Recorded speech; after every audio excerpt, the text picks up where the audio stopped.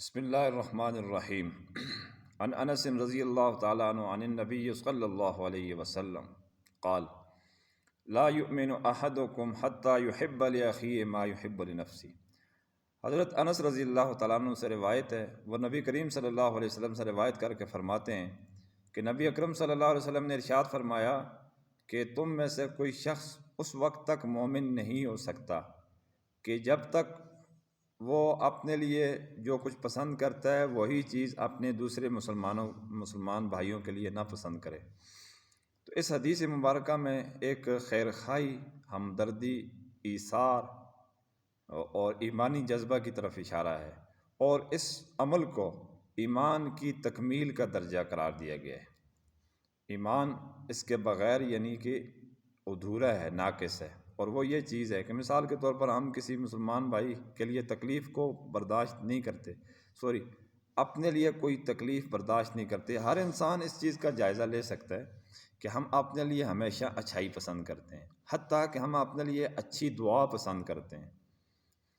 اور اس تناظر کے اندر ہم اپنا جائزہ لیں کہ یہ ایمان کا در حقیقت جائزہ ہے۔ باقی کسی کو نقصان اور فائدہ اللہ کے سوا تو کوئی نہیں پہنچا سکتا، لیکن ہمارا باطنی جو تعلق ہے، ایمانی کیفیت ہے، جذبہ ہے، وہ اس طرح کا ہونا چاہیے کہ ہم دوسروں کے لیے بھی اچھی چیز پسند کریں، اور جو اپنے لیے ناپسند کرتے ہیں وہی ناپسند ہماری دوسروں کے لیے بھی ہونی چاہیے، دوسرے مسلمان بہن بھائیوں کے لیے، تمام مسلمانوں کے لیے، تمام لوگوں کے لیے۔ اور یہ کیا چیز ہے؟ یہ ایمان کی تکمیل کا درجہ ہے، تکمیل کا مرحلہ ہے۔ جیسے ایمان کی تکمیل کے اور بہت سارے مراحل ہیں۔ مثال کے طور پر ایک حدیث کے اندر آتا ہے کہ صفائی آدھا ایمان ہے، ایک حدیث کے اندر آتا ہے کہ نکاح آدھا ایمان ہے، اور آدھا ایمان مکمل ہونے کے بعد دوسرے آدھے ایمان کی فکر کریں۔ تو یہ ایسے بہت سارے مراحل ہیں، بہت ساری اشیاء ہیں، بہت ساری اعمال ہیں کہ جس کے رہنے سے ایمان ادھورا ہے، اور جس کے آنے سے ایمان کا تام ہو جاتا ہے، مکمل ہو جاتا ہے۔ اس کا یہ مطلب ہرگز نہیں اس حدیث مبارکہ کا کہ خدا نخواستہ کوئی دوسرے کے لیے ناپسند کرتا ہے تو وہ خدا نخواستہ مسلمان ہی نہیں رہتا، سرے سے اسلام سے ہی نکل جاتا ہے۔ اس کے اندر یہ بات ہرگز نہیں۔ یہ اردو میں محاورہ سمجھیے کہ لوگ کسی آدمی کے بارے میں لوگ مبالغہ کے طور پر کہتے ہیں کہ او بالکل وہ تو انسان ہی نہیں ہے، تو اس کا یہ مطلب نہیں ہوتا اس کے کامل انسان ہونے کی نفی کر رہے ہوتے ہیں، بالکل اس کی انسانیت کی نفی نہیں کر رہے ہوتے۔